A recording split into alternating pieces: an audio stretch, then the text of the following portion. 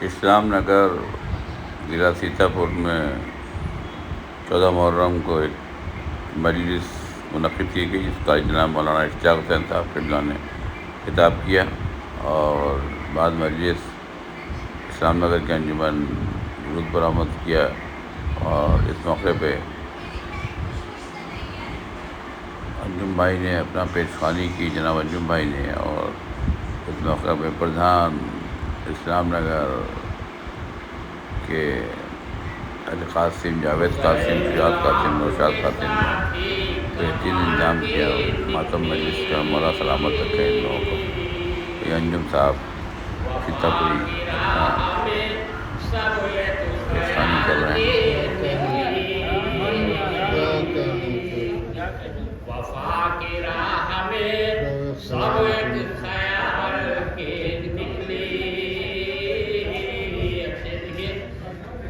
کہ دلیر قیدی تھے زندان شام کی ایسی،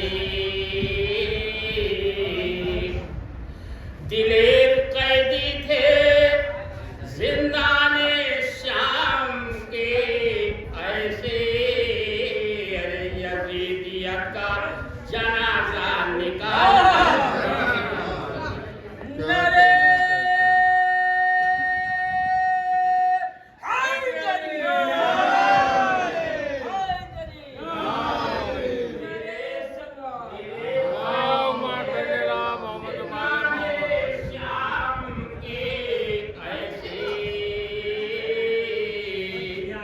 یزیدیت کا جنازہ نکال کر نکلی، حسین آپ کے ساتھی کمال کے نکلی۔ یا ایتھا النفس المطمئنۃ الی ربک راضیۃ مرضیہ فادخلی فی عبادی وادخلی جنتی۔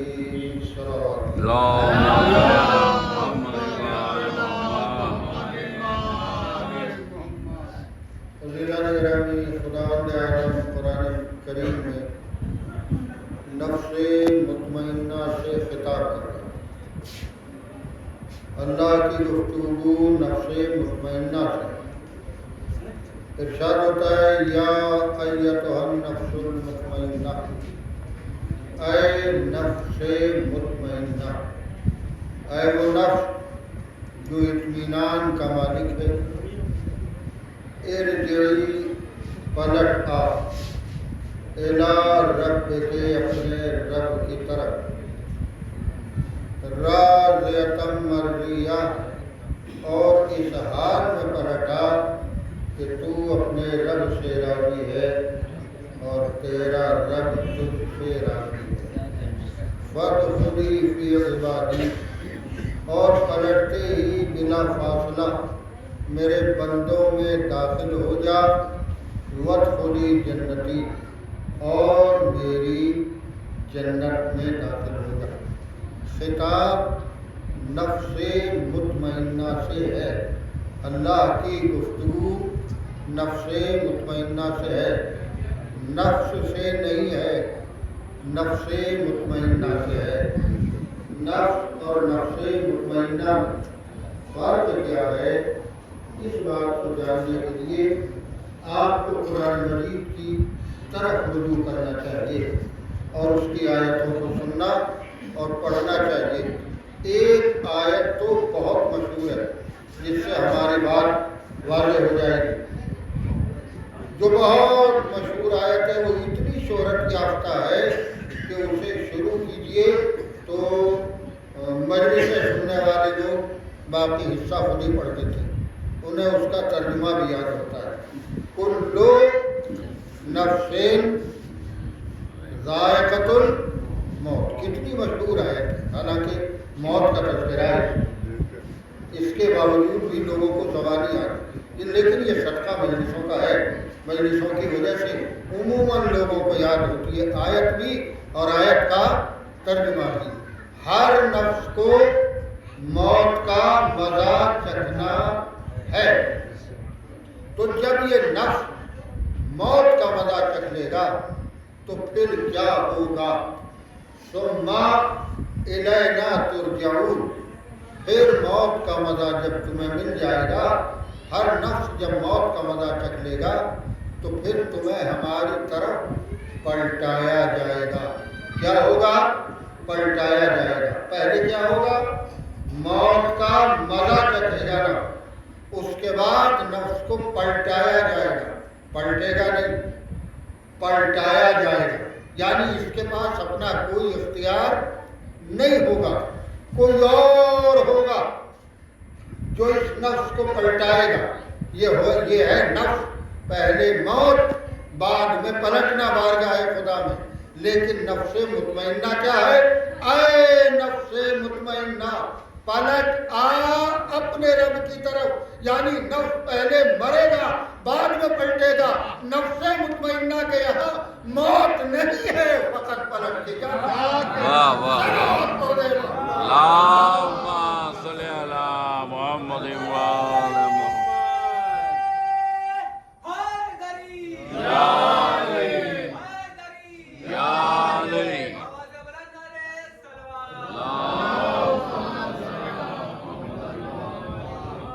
وہ واقعہ ہے کہ جب حسین اپنے 6 مہینے کے بچے کو لے کر کربلا میں خیمے سے مقتل میں آئے ہیں اور آ کے کہا ہے اے قوم جفا کا، اگر تمہاری نظر میں گناہ گار ہوں تو یہ بچہ تو کوئی غلطی نہیں کر سکتا، اسے پانی پلا دو، یہ 3 دن کا بھوکا پیاسا ہے، اس کی ماں کا دودھ بھی خشک گیا۔ لیکن عزیزو، کسی کو رحم نہیں آیا۔ حسین نے بچے کو زمین پر لٹانا اور جب فرمایا اگر تمہیں میری باتوں پہ یقین نہیں آتا تو آؤ، تم اگر یہ سمجھتے ہو اس کے بہانے میں پانی پی لوں گا تو تم آؤ، خود پانی پلا دو، میں الگ ہٹا جاتا ہوں۔ پھر بھی کوئی نہیں آیا۔ اب بچے کو حسین نے اٹھا کے اپنے آغوش میں دیا اور اب بچے سے کہا میرے لال، میں انہیں تیری بات کا، تیری پیاس کا یقین نہیں دلا سکا، میرے بچے اب تو اپنی پیاس کا اظہار کر۔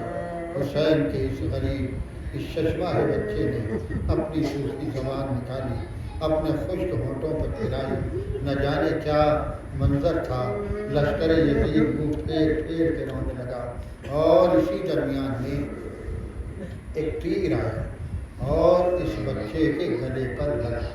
عزادارو، بچہ جب تیر کھا چکا تو روایتیں یہ ہے کہ تیر کھانے کے بعد جو بچے کی کیفیت ہوئی، روایتوں نے بیان کیا کہ تیر کھا کر فانقلب الصبی علی یدی الامام، بچہ امام کے ہاتھوں پہ پلٹ گیا۔ آپ سنتے ہیں کہ تیر بچے کے گلے کو چھیدتا ہوا امام کے بازو میں در آیا۔ عزیزو، علی اصغر کی جو کیفیت تھی وہ آپ کو بتاؤں وہ کیا تھی۔ کوئی روایت کہتی ہے کہ تیر کی نوک علی اصغر کے گلے سے پار ہو گئی، کوئی کہتی ہے کان کی طرف سے پار ہو گئی، کوئی کہتی ہے سر سے پار ہو گئی۔ یہ 6 مہینے کا بچہ، اتنا بھاری تیر سہ شعبہ جس میں 3 طرف کو زخم کرنے کی صلاحیت موجود تھی۔ آپ اگر چاہیں تو آج کے دور میں ترشول کو ایک اس کے جیسی چیز کہہ سکتے ہیں۔ عزیزان گرامی، میرے خیال میں تینوں روایتیں صحیح ہیں، اس لیے کہ تیر حرملہ نے تیر سہ شعبہ مارا۔ عزیزو، بچے کا گلا چھل گیا اور امام کے بازو میں زخم آیا۔ امام بچے کو لے کے در خیمہ پہ آئے اور در خیمہ پہ آ کے کہا رباب اپنی امانت لے جاؤ۔ رباب سے پہلے سکینہ باہر آ گئی دروازے پر اور آ کے جو جملہ کہا وہ یہ تھا بابا آپ علی اصغر کو پانی پلا رہے ہیں؟ بابا میں بھی تو پیاسی تھی بابا۔ آپ بتائیے حسین کے پاس کیا جواب ہے؟ حسین نے کوئی جواب نہیں دیا، فقط ابا کا دامن ہٹایا۔ بس دامن ابا کے ہٹتے بچی نے جو بچے کو دیکھا تو چیخ ماری، ہائے میرا بچہ! پیچھے سے رباب آ گئی۔ رباب نے سارا منظر دیکھا، رباب نے دیکھا حسین کے ہاتھوں پر بچہ تیر کھائے اور سکینہ زمین کے اوپر لیٹی۔ بچے کی کیفیت کو دیکھنے کے بعد رباب نے ایک جملہ کہا، اب مثلوں کا تنہر، میرے بچے کیا تیرے جیسے بیٹے نہر کر دیے جاتے ہیں؟ عزیزوں اب آؤ، میں کوئی روایت تو اس وقت نہیں پڑھتا، مجھے شہادت امام تک پہنچنا ہے اور مجلس تمام کر دینی ہے۔ رباب میں روایت نہیں، شاعر کا ایک تصور آپ کی خدمت میں پیش کرتا ہوں۔ علی اصغر کا گلا چھٹ گیا، امام کے بازو تک تیر آ گیا، شاعر اپنا تصور پیش کرتا ہے کہ جناب رباب نے بچے کی طرف کو خطاب کیا، اے میرے لال یہ بتا، جب روز محشر تیری دادی مجھ سے یہ پوچھیں گی رباب تیرے علی اصغر کے ہوتے ہوئے میرے حسین کا بازو زخمی ہو گیا تو میرے لال بتا میں تیری دادی کو جواب کیا دوں گی؟ آواز آئی اماں جب دادی پوچھے تو تم کچھ نہ کہنا، جواب میں دوں گا جب میری دادی پوچھے گی علی اصغر کے ہوتے ہوئے حسین کا بازو چھٹ گیا تو علی اصغر کہے گا اے دادی علی اصغر کا گلا چھوٹا تھا، تیر بہت بڑا تھا۔ اتنا چھوٹا سا گلا اتنے بڑے تیر کو روک نہیں سکا۔ جزاک اللہ۔ بس عزیزوں ایک روایت اور چھوٹی سی سنی، جب رباب نے دیکھا حسین کا سر جھکا ہوا ہے، آگے بڑی ہاتھوں کو جوڑا، میرے آقا اگر 70 علی اصغر ہوتے رباب قربان کر دیتی مگر آپ کا جھکا سر نہیں برداشت کر سکتی۔ آقا سر اٹھاؤ، حسین نے سر اٹھایا، رباب کو ساتھ لیا، مقتل میں آئے، رباب کو ساتھ لیا، پشت خیمہ پہ آئے، تلوار نکالی، قبر کھولی، علی اصغر کو قبر کے اندر رکھا۔ مولا آپ نے نہ علی اکبر کی قبر بنائی، نہ قاسم کو دفن کیا، نہ عباس کی قبر بنائی، یہ علی اصغر کی قبر کیوں بنائی؟ شاید میرا مولا آواز دے، میں قبر اس لیے بنا رہا ہوں تاکہ جب سب کے سر کاٹے جائیں تو میرا ہی بچہ سر کٹنے سے محفوظ رہے۔ مگر 11 محرم کو جب ظالموں نے سروں کو شمار کیا اور علی اصغر کا سر نظر نہ آیا تو کسی نے کہا لگتا ہے حسین نے دفن کر دیا۔ ارے نیزہ بردار چلے، جہاں نرم زمین دیکھی وہاں نیزے مارے، ایک جگہ جو نیزہ مارا علی اصغر نیزے کے ساتھ زمین سے باہر ہو گئے۔ رباب دیکھ رہی تھی، ظالم نے تلوار نکالی، علی اصغر کے گلے پر رکھی، آواز دی رباب نے میرے لال کو ذبح نہ کر، مگر تلوار چلی، سر کٹا۔ یہی تو وجہ ہے کہ کہنا پڑتا ہے کربلا کا ہر شہید ایک دفعہ قتل کیا گیا، مگر یہ چھوٹا شہزادہ 2 دفعہ قتل کیا گیا، ایک مرتبہ تیر سے، ایک مرتبہ تلوار۔ آزادہ قبر بند کر دی حسین، اور اب جب قبر بند ہو گئی حسین کھڑے ہوئے، یہاں پر میر انیس یہ کہتے ہیں حسین کھڑے ہوئے، ننھی سی قبر کھود کے اصغر کو گاڑ کے، شبیر اٹھ کھڑے ہوئے، دامن کو جھاڑ کے کا مطلب کیا ہے یہ تو حسین جانے، یہ تو میر نہیں جانے، لیکن ایک ظاہری مطلب تو اس کا یہ ہے کہ قبر بناتے وقت حسین کے دامن پر جو مٹی آ گئی تھی حسین نے اسے جھاڑا، مگر میرا دل کہتا ہے مطلب یہی نہیں ہے، اس کا مطلب ایک اور بھی ہے، اور وہ مطلب یہ ہے کہ بعد دفن جناب علی اصغر علیہ السلام حسین کے کھڑے ہوئے، دامن کو جھاڑا، اللہ سے خطاب کیا پروردگار دیکھ اب میرے دامن میں کوئی علی اصغر نہیں، اب میرے دامن میں کوئی علی اصغر نہیں، اب میرے دامن میں کوئی نہیں، اب میں ہوں اور تو ہے، اور میں تیری بارگاہ میں حاضر ہونے والا ہوں۔ یہ کہہ کے تیرے خیمہ پہ آئے، زینب میرا سلام، رقیہ میرا سلام۔ بیویوں نے کیسے رخصت کیا میں نہیں جانتا، مگر ہاں تاریخ یہ کہتی ہے، راوی یہ کہتا ہے میں نے دیکھا خیمے کا پردہ کبھی اٹھتا ہے کبھی گرتا ہے۔ میں آگے بڑھا، میں نے کہا یہ کیا معاملہ ہے، خیمے کا پردہ اٹھتا کیوں ہے گرتا کیوں؟ مجھے بتایا گیا جب حسین نکلنا چاہتے ہیں خیمے کا پردہ اٹھتا، جب بیویاں دامن پکڑ لیتی ہیں خیمے کا پردہ گر جاتا ہے۔ 70 مرتبہ خیمے کا پردہ اٹھا، 70 مرتبہ خیمے کا پردہ گرا، آخر حسین خیمے سے برآمد ہوئے، در خیمہ پہ جب پہنچے زلجنا کھڑا ہوا تھا۔ زلجنا تو تھا، کوئی سوار کرنے والا نہیں تھا۔ حسین کبھی دائیں دیکھتے تھے، حسین کبھی بائیں دیکھتے تھے، کوئی نہ سمجھا مگر چاہنے والی بہن سمجھی بھیا اب علی اکبر کا، اب زینب علی اکبر ہے، اب زینب عباس ہے۔ ایک ہاتھ سے بازو کو پکڑا، ایک ہاتھ سے نجابت فرق کو پکڑا، سہارا دیا، حسین بیٹھے، حسین بیٹھ گئے، حسین مقتل کو چلے گئے۔ میرا جی چاہتا میں عرض کروں اے میری شہزادی، ارے جیسے آپ نے انہیں سوار کر دیا، جب حسین وقت عصر مقتل میں گھوڑے سے گرے تو سہارا دیجیے گا۔ عجب نہیں زینب کی آواز ہے، میں نے سوار کر دیا گھوڑے سے، میری ماں فاطمہ زہرا اترے۔ کیسے اترے حسین گھوڑے؟ عزیزو، روایت نے یہ بتایا کہ جب حسین گھوڑے پہ سوار نہ سکے تو کبھی دائیں کو جھک جاتے تھے، کبھی بائیں کو جھک جاتے تھے، گھوڑے کی گردن میں باہیں ڈال دی، میرے عشق وفادار مجھے زمین تک پہنچا دے۔ گھوڑے نے اگلے قدم آگے بڑھائے، پچھلے قدم پیچھے ہٹائے، فاطمہ کا لال زمین کی طرف کو چلا۔ اب گھوڑے سے گر گئے نا حسین، تو حسین کو کہاں ملنا چاہیے؟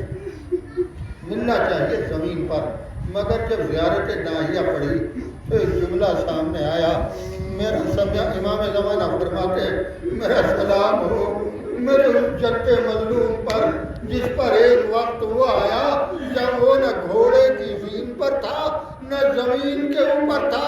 اگر حسین گھوڑے سے گر چکے تو کہاں گئے؟ زمین تک تو نہ پہنچے۔ جب روایتیں پڑھی تو پتا چلا حسین تیروں کے اوپر معلق ہو گئے، جب جسم کو تیر پار کر گئے تب حسین زمین تک پہنچے۔ بس عزیز و آخری فکرے اور اس کے بعد میں تمام حسین زمین تک پہنچے۔ زمین پہ جا کے کربلا کی گرم ریت کو اکٹھا کی، گرم ریت کو اکٹھا کر کے حسین نے اپنی زخمی پیشانی رکھی سجدہ معمول میں۔ پروردگار میں نے اپنا وعدہ پورا کر دیا، اب تو اپنا وعدہ پورا کر دے۔ بس عزیزو، ایک مرتبہ شمر نے تلوار گلے پہ رکھی، مگر یہ کند تلوار حسین کا سوکھا گلا کیسے کاٹ دی؟ جب نہ کٹا تو ظالم نے ضربے مارنا شروع کی۔ عزیزو، کربلا میں ملائکہ تھے، انبیاء تھے، سب تھے۔ پہلی ضرب لگی، انبیاء نے آواز دی ہم جا رہے ہیں، ہم نہ دیکھ سکتے۔ ملائکہ نے آواز دی ہم جا رہے ہیں۔ دوسری ضرب لگی، انبیاء چلے گئے، ایک ایک ضرب لگتی رہی، لوگ جاتے رہے، ایک ضرب لگی۔ پیغمبر نے علی سے کہا علی اب میں جا رہا ہوں، اب میں نہ دیکھ سکوں گا، آخر فکرہ ایک اور ضرب لگی۔ اب علی نے حسن سے کہا حسن اب میں جا رہا ہوں، علی چلے گئے۔ ایک اور ضرب لگی، اب حسن نے ماں سے کہا اماں میں بھی جا رہا ہوں، اب آخری ضرب لگنے والی ہے۔ حسین نے طرف دیکھا، اماں سب چلے گئے، اب تم چھوڑ کے نہ جانا۔ آواز آئی بیٹا یہ ماں کیسے جائے گی؟ تیرا سر میری آواز میں کٹے گا۔ ضرب لگی، سر کٹا، نو کے نیزہ پہ آیا، زمین کربلا ہلی، آسمان سے خون برسا، منادی کی نید آئی، الا قتل الحسین بکربلا، الا ذبح الحسین بکربلا۔